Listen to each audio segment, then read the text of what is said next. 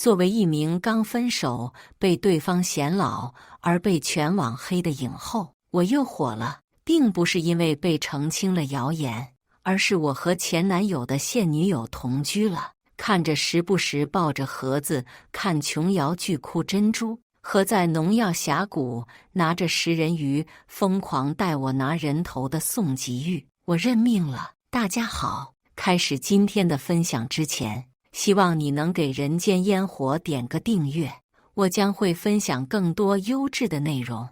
我在晚会被沈月新交的女朋友不小心撞了下，被狗仔拍到了。隔天我的微博就爆炸了，李影后晚会刁难沈月新女友，有图有真相。李影后看不惯沈月新女友竟然这么做。李影后对沈月死缠烂打，公然挑衅新欢。666，我为了个凤凰男针对别人女孩子干嘛？事情的起因就是我在晚会被他新交的女朋友不小心撞了下，被狗仔抓拍到了，还不是宋吉玉他修为浅，碰到我这种大妖就腿软。看着我阴沉的脸，手上的青筋，还有咬着的牙，一道中性的声音在我耳旁响起：姐姐，我是不是闯祸了？宋吉玉在我旁边眨巴着深蓝色的眼睛，异域风情的脸，有些抱歉看着我。没错，这就是故事的另一个主人公，沈月的新女友宋吉玉。我吞了吞口水，没有的事，小问题，分明就是大问题。刚才又被通知一个代言没了，我无奈的心口不一哄道：到底是刚成年的小孩子，不能凶。鬼知道为什么我会和沈月的现女友同居，还不是因为这只蠢鱼撞到我。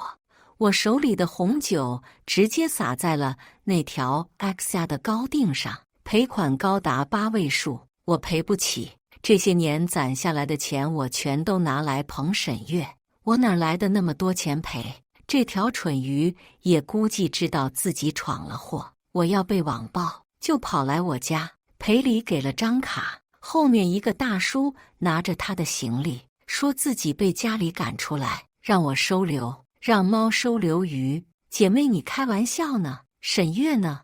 而且被赶出来的你，怎么还有大叔保镖给你拿行李啊？但是宋吉玉又给我塞了张卡，住宿费。看着手中的卡，我想起我的8位数债务，我向资本屈服了。宝贝，这儿就是你的家。我黎妙是一只修炼800年的猫妖，还是拿过大满贯的3期影后，却被全网黑了，只因为我那前任小男朋友沈月还公然在微博上说我年纪老不适合他。按说我和几个金主暧昧不明，他的粉丝像是狗闻着屎，纷纷来落井下石，说我老牛吃嫩草。没证据，我翻不了盘，只能接受这样子的结局。全网黑，我接不到代言广告，吃不起饭，而我脑袋抽飞要逞强去参加那个晚会秀一波，成功带回高达8位数的债务。有时候真想把沈月弄死，像我这种大妖是不能随意杀生造孽的，否则有违天道。这时候沈月发声明了，看到沈月发的微博，我真的要被气笑了。沈月，吉玉说没事了啦，谢谢大家的关心，这和直接作死我刁难人小姑娘有什么区别？旁边的宋吉玉也看到沈月发的，一下子脸也鼓起来了。姐姐对不起，我去跟沈月说，让她删了。不用啦，她不会干的，反正我左右也接不到广子。我无所谓的摆了摆手，反正已经这样了，我能怎么办？被他弄得全网黑，代言没了，广告没了，剧也没了，谈什么年下呀？马德，到底是谁在说年下好啊？那沈月没出名前，吃我的住我的，资源也是我给他拉来的。越想越气，宋吉玉用着脑袋蹭了蹭我的脖子，我会帮姐姐的。他拿着手机拨打沈月的电话，沈月，明明就是我不小心撞到他的，别管离庙了，小丑一个！玉儿什么时候回来？哥哥想你了。听得我真的想作呕。宋吉玉直接给他挂掉了，一脸歉意地看向我：姐姐，没事，习惯了。当夜就因为这份声明，大量的沈月粉丝开始冲进我的微博，开始攻击我。大妈，放过我家哥哥吧，你都这么老了，为啥就抓着我们哥哥不放呢？好歹还是个影后，能不能要点脸啊？不能忍了！我的键盘变得火热起来了，立马开了小号对线。来，跟我对骂，我看看你有几个妈！我的粉丝呢？朕的大军呢？奋战到凌晨5点多，到底是全网黑，我就只有少数几个粉丝在帮我，不少的粉丝直接被喷注销了。其中一个叫妙妙不吃鲫鱼的粉丝，可真算我的死忠粉。虽然不会骂，但是一个一个的认真回复那些疯狂的粉丝，替我这个正主说话，看到我真是泪流满面。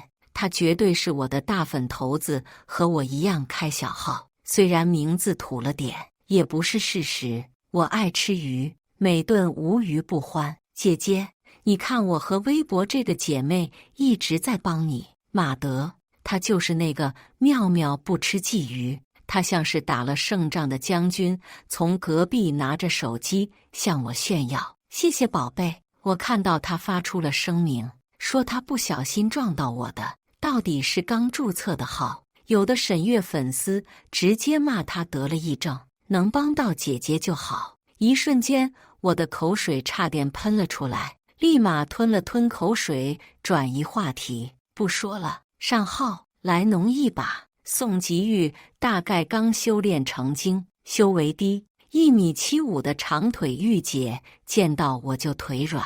也是我有职业操守，知道建国不让成精，不然早吃了它了。吃大鱼长修为很正常的，正在被蠢鱼的食人鱼带飞。一个电话闪了过来，我去，妙姐，有家恋综指定找你当嘉宾。原本打断游戏的愤怒，突然变得不是那么愤怒了，好像我要来钱了。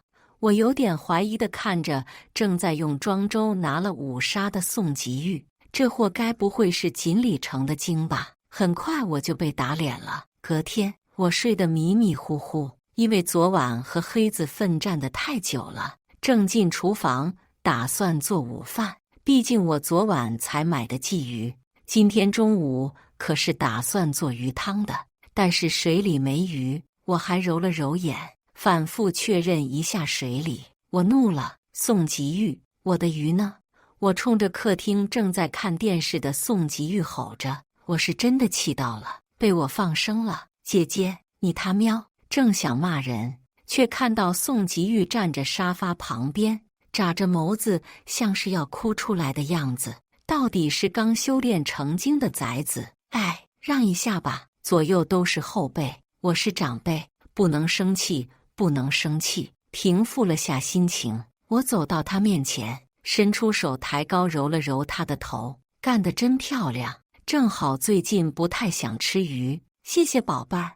我说完还踮起了脚，在他脸上亲了一下，他一下子立马红了个脸，结果他腿又软了，手不小心还打翻了茶几上的小半杯水在沙发上，他便坐着慌忙地拿着纸巾擦。这时候突然门铃响了，我便跑去开门。李老师你好。你好。门外的拍摄人员好像愣住了，顺着他们的目光看去，我脸黑了。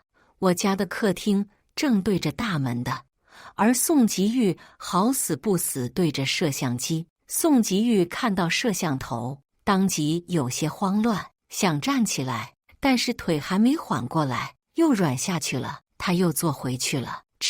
腿软脸红的女孩子，沙发不明液体，很难不让人想歪。幸好这种恋爱综艺一般都是录播。我歇了一口气，抱着侥幸心理问向后头的导演：导演，是录播吧？是，直播。我眼皮突然地跳了一下。2小时后，我无奈抬头看天花板，要是我抽烟的话，此时都该吸上2口了。头一次混娱乐圈这么无助，比沈月全网黑说我老还无助。关于某鲜肉前女友和现女友在一起这件事情，我成为他的女朋友只是为了认识你，为了报复你，我决定泡你现在的女朋友。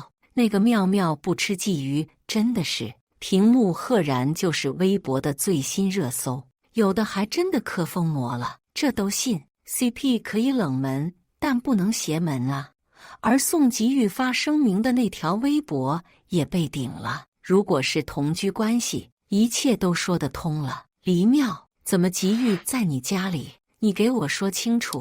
沈月打了个电话过来，我听着难受，直接挂断拉黑。我说什么？过了一会，结果沈月直接来我家门口，我以为是外卖，结果一打开门就看到沈月那张小鲜肉的脸。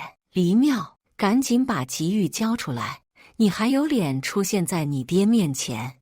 我蹭蹭火气往上涨。马勒戈壁，沈月皱着眉头说道：黎妙，你恶不恶心？自己做的那些事情还这么理直气壮。行，我知道你还放不下我，但是跟吉玉是没有关系的，离他远点，懂吗？我都快被气笑了。我做什么事情了？从5年前和他谈，我那样不依着他，他要资源，我在酒桌上喝到胃出血拉关系给他拿到的，他要钱走关系，我把存了几年的钱全给他了。我恶心，我把他一步一步捧成现在的当红顶流，到头来被他说恶心，爬老总的床。沈月，你怎么这样子对姐姐？吉玉，跟我回去。你跟着他干嘛？你跟我说出去玩，就是来这儿。沈月一把拉住宋吉玉，想要直接拉着他走。不要，我还想再留一段时间。看到眼前拉拉扯扯的情侣再迟钝，我也知道原来是小情侣吵架了。我满头黑线，用了点法力，直接将俩货都推出去。都滚！姐姐，你听我解释。宋吉玉开始拍着门，而沈月被粗暴的对待有些恼怒。黎妙，你什么态度？我关上了门，我又戴上耳机打农药，总算清静了。前女友和现女友住在一起，多少有点。到了晚上，又是一阵电话，隔壁邻居的，你门口那个女孩子一直搁那儿哭，你好歹理下人家吧。我立马挂断，打开了门，不该是走了吗？怎么还在这儿？宋吉玉抱着膝盖坐在我家门口台阶，在那儿哭。你为啥不跟沈月回去？我有些无奈地看着地上的人儿，我跟他不熟。呜，他的泪水砸在地上，发出清脆的声音。月光下好像有什么东西在反光，我定眼一看，地上全是珍珠。我抬头望天空，又想抽烟了。大抵我明白了，为什么沈月要选择他了。妙妙，能不能不要放琼瑶剧了？真的好惨。我用着纸堵着鼻子，看着盒子里全是颗颗饱满的珍珠，满意极了。不错不错，果然是教人哭出来的珍珠，品相极好。行吧，眼睛还是得好好爱护。我顺手又给他贴上蒸汽眼罩，让他好好睡一觉。刚才进门，宋吉玉开始给我讲述了事情的原委。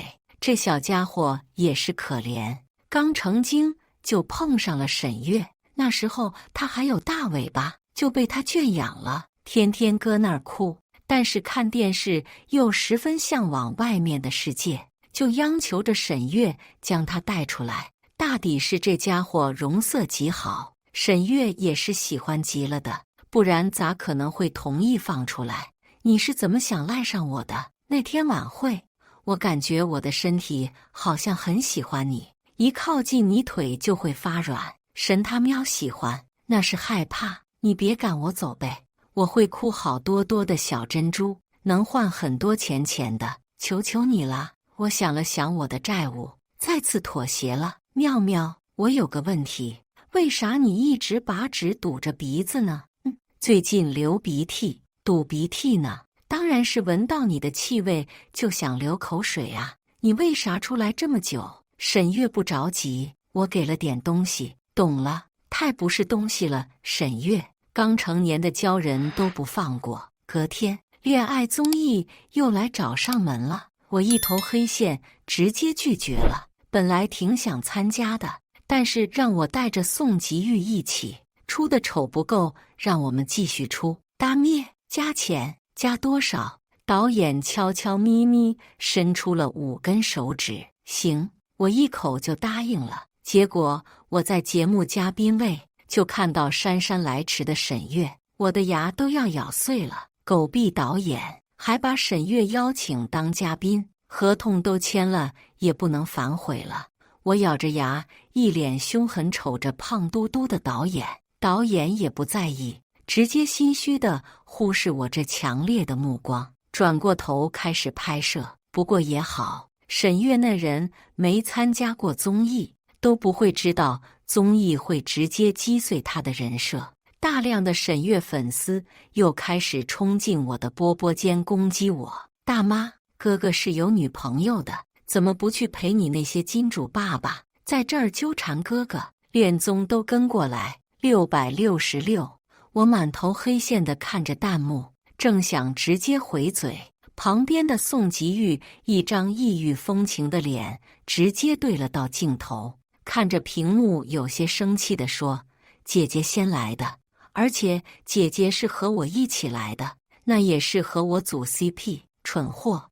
我一把捂住宋吉玉的嘴，谁和你组 CP 了？我真不是童啊！只见弹幕疯狂地刷问号，似乎没有搞清楚现在发生了什么。突然来了一条弹幕：破坏队形，那谁不是哥哥的女朋友吗？播播间瞬间沉默了。现任说要跟前任组 CP， 而沈月径直走到我们面前，一手拉住宋吉玉。我就想跟着姐姐。沈月，宋吉玉直接挣脱跑我身后，闹够没有？随即又看向我，眼神止不住的厌恶。不是，是你女朋友自己跑我这儿来的。我惊呆了。沈月示意让摄像头直播关闭下，黎妙出来，我们好好谈谈吧。行，姐姐。宋吉玉有些委屈地看着我，说实话，长腿御姐脸多少有些反差萌。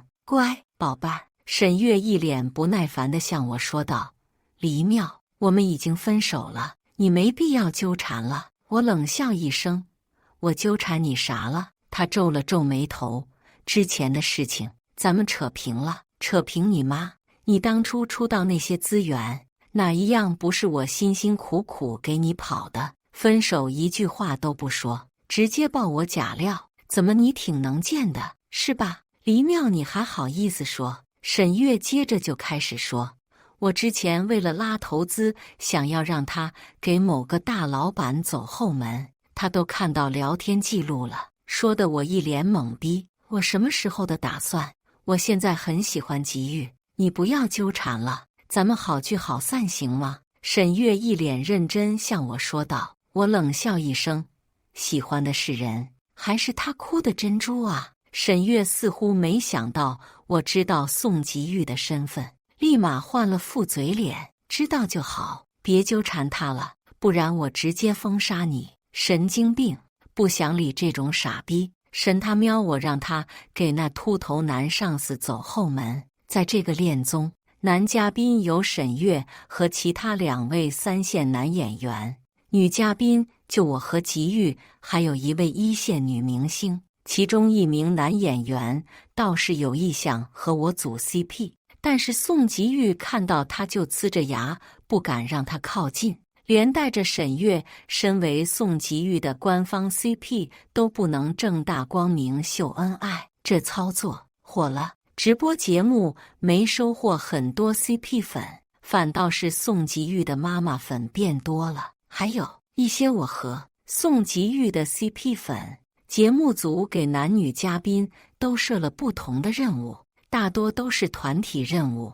我看着面前时不时冲我翻白眼的另一位女嘉宾，你眼睛抽了？这位女嘉宾咖位不大，3、4线，演的电视剧不温不火的，到底是世风日下。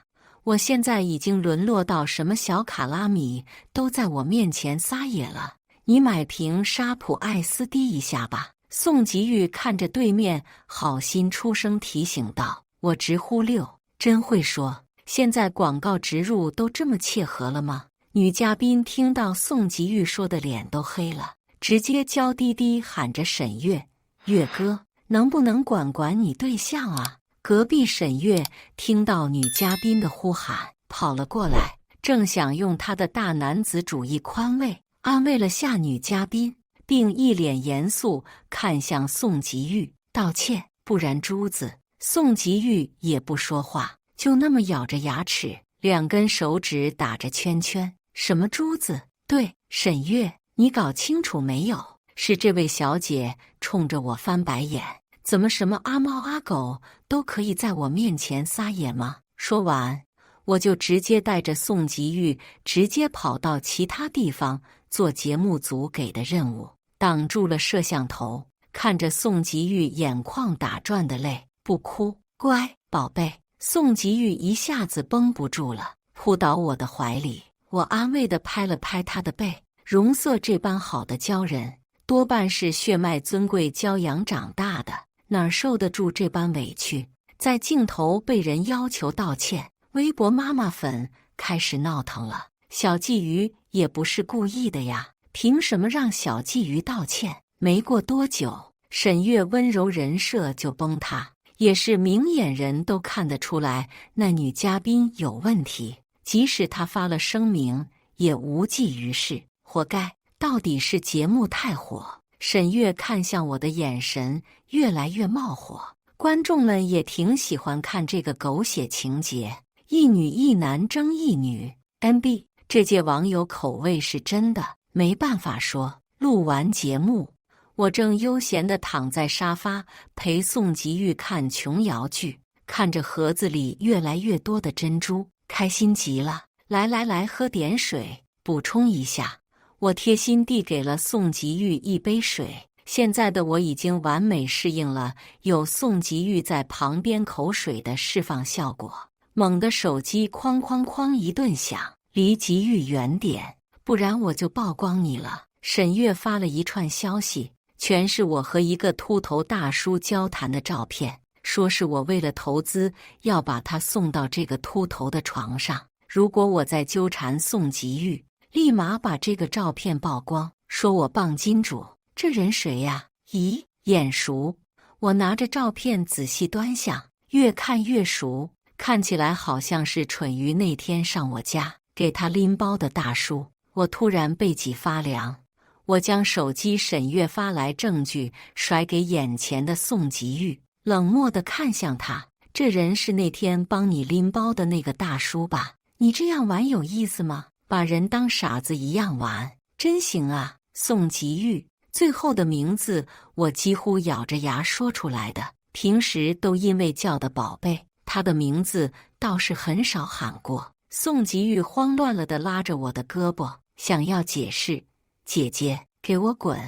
我在人类世界头一次发这么大脾气，耍人很好玩吗？我跟他无冤无仇，就因为个沈月，那个凤凰男。自古以来，猫都是把老鼠玩死再吃，没想到我一只猫妖也当了回别人的老鼠。我把宋吉玉赶了出去，把他的东西都扔了出去，任他在门外疯狂拍门，怎么哭都没用。鳄鱼的眼泪说出来谁信呢？大概5、6天的样子，终于他走了。我早上一打开门，被惊呆了，地上满满的全是珍珠。我如了如嘴，有些难以置信。宋吉玉哭这么多干什么？看到我被耍到团团转，不该是开心吗？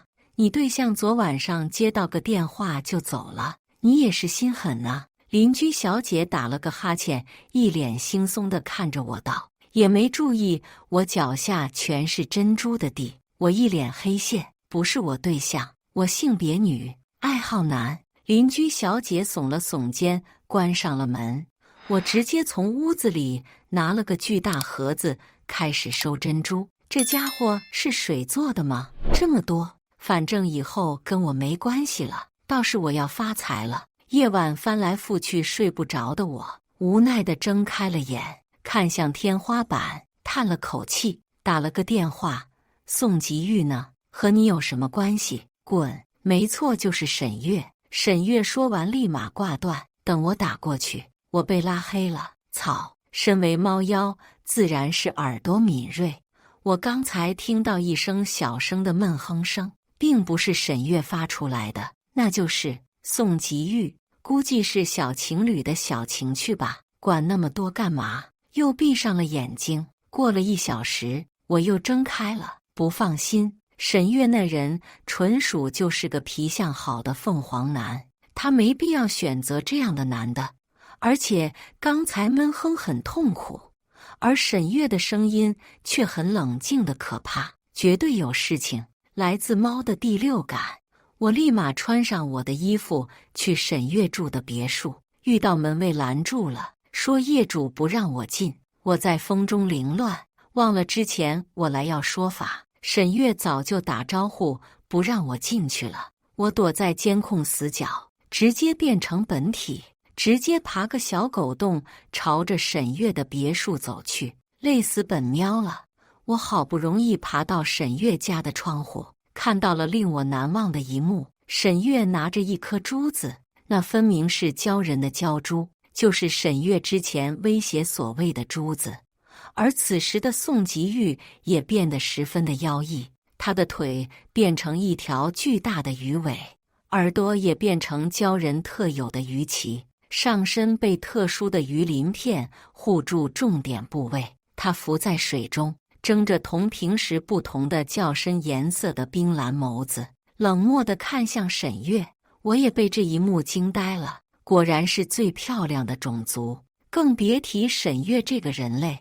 他眼中全是痴迷，他就那么匍匐在水箱上，眼睛一直盯着宋吉玉。吉玉，只要你选择成为雌性，听我的话，就将你抵给我的鲛珠还给你。选择成为雌性，宋吉玉还他妈的是未成年。鲛人一族同其他妖族不一样，在成年之前是无性别的，只有在成年有一次选择机会，选择成为雌性或者雄性。沈月真的好无耻，拿着鲛珠威胁一个未成年。鲛珠对于一个鲛人来说很重要，能掌握鲛人的命。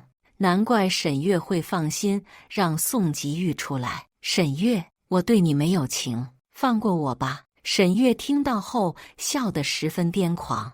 那你喜欢谁？黎妙吗？放过你，谁来放过我？宋吉玉闭上了眼睛，不打算看着沈月。你太脏了。说到这儿，沈月脸色越来越难看，看向宋吉玉的眼里更加疯狂。我脏？是我想上那个老男人的床吗？凭什么让我给他拉资源？该是我的就是我的。沈月，你不要执迷不悟。这时候，宋吉玉开始说：“是我伪造照片和侦探消息，只是想让你分手，并没有让你。”说到这儿，我倒是明白了，为什么分手前段时间沈月的资源那么好，还接了某家的代言。不过这人真的是，又没有下药让你陪他，也没有强迫你情我愿的事情怪他人。在这个圈子，我并不讨厌拿身体换资源上位的人，说明别人够狠啊。换谁能忍得下恶心陪那些能当爹的人？要么你找个更大的背景，要么就挨打。在妖的世界，强者为尊，而且那些拿资源的还不是有被爆的风险，稍不注意就跌入谷底，万般皆有果。是你。沈月眼睛发红地看着面前宋吉玉，到底宋吉玉的好容色让他迷恋。吉玉，没关系，我只有你了，选雌性吧，不然……沈月捏着鲛珠，越发的捏得紧，像是要捏碎了一般。同感的宋吉玉妖异的脸开始变得十分痛苦，发出了细微的闷哼。听话，只要你选雌性，咱们好好过日子。过你妈！眼看墙上的时针到了12点，你……”宋吉玉还没有说完，整个身体开始发出白光包裹着。宋吉玉也闭上自己的眼睛，而我忍不住了，直接一跃来到沈月背后，变成人，一个手刀砍在了沈月的脖颈，他直接晕了过去。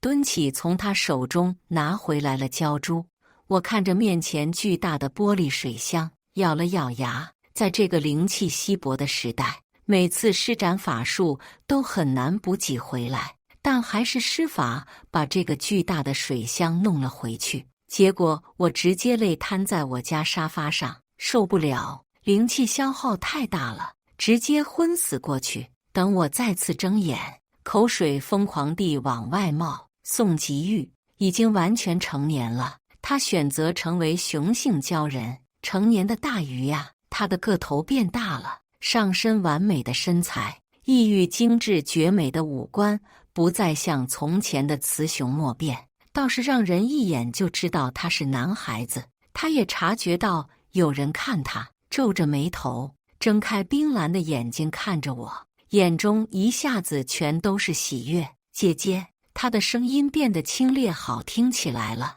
不再是之前的雌雄莫辨。是你把我带回来了吗？不是，我一醒来你就在我家了。听到我的话，于琦变得软趴趴的，然后他像是有些委屈的一样，张开了口冲我说：“姐姐，你是不是嫌弃我不是人？”不是，我想都没想直接回答，毕竟我也是猫族。那你怎么不把我捞出来？行，恶人先告状。我费了半天劲，加上他自己努力，他出来了。沙发上湿淋淋的鱼尾直接圈住了我的腿，感受大鱼的气味，我的味蕾直接爆炸了，疯狂流口水。我用修为封住了我的嗅觉，本来不轻易动用灵力的。我把那颗颜色绚丽的胶珠还给他，他却不收。姐姐你拿着。接着他变换出了双腿，我直接近距离看到。宋吉玉，姐姐满意吗？是不是比沈月的要大？住嘴！老娘没和沈月。我一脸黑线，这鱼真的什么都敢说，我可真跟沈月没啥。看着宋吉玉放光的眼睛，我扶了扶额。对于沈月的操作，宋吉玉也是一脸严肃的，在我家一连打了好几个电话。如今的成年大鱼自然是不怕我这种猫妖，自然也不会腿软。姐姐，要不要当我配偶？他的声音带有蛊惑的向我发出了邀请。到底是天生用嗓子蛊惑人心的种族。我有那么一瞬间很想答应他，当然不行。但我修为到底长他多年？为什么？他似乎愣了一下，没想到我会拒绝。毕竟鲛人一族声音蛊惑是绝技，没什么为什么，过去点，别挡着我看剧。结果这条成年雄性鲛人成天在我面前搔首弄姿，用尾巴勾着我的腿，缠着我，央求我做他的配偶，每天都在重复这一幕。确实，老弟，你是长得蛮不错的，但我俩真的没可能。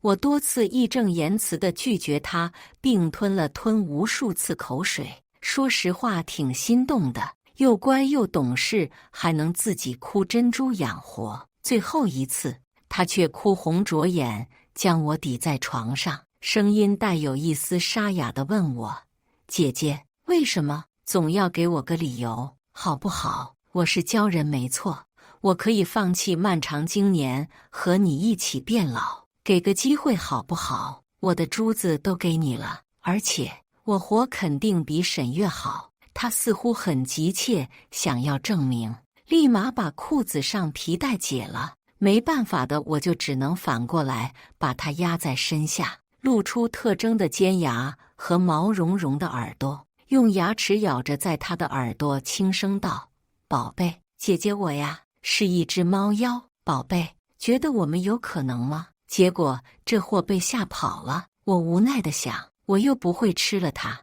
之前都没吃了它，现在怕什么？这家伙鲛珠都没有拿走，傻鱼！等我再一次看到沈月，是在1个月后的新年夜。沈月也因为没有资源，又跑去勾搭男上司，结果被人家老婆光着身子打了出来，接受不了。全网看清楚了沈月的真面目，我也得到了之前他的粉丝的道歉，都在说我因为沈月退圈，其实不是，我是在等某鱼。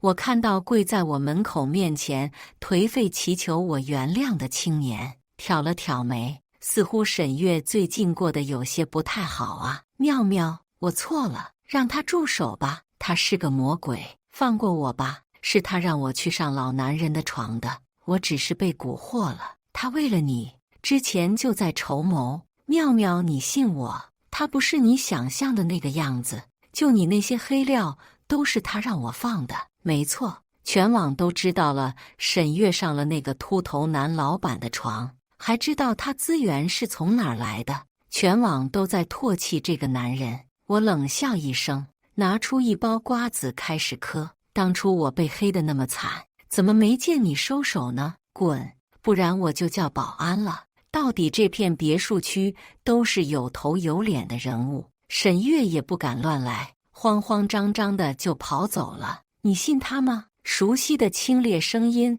再次响起来。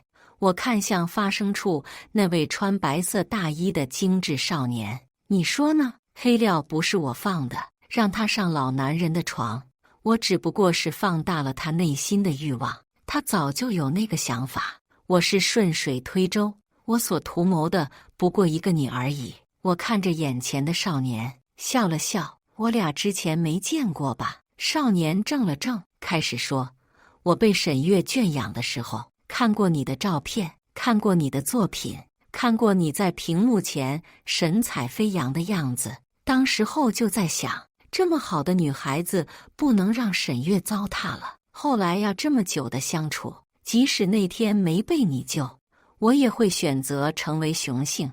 我想要我们之间有一个可能，即使沈月暴怒捏碎胶珠，我死在那儿。听到少年像是说着情话一样，很难拒绝弟弟。当初选择沈月，就是因为他年纪小。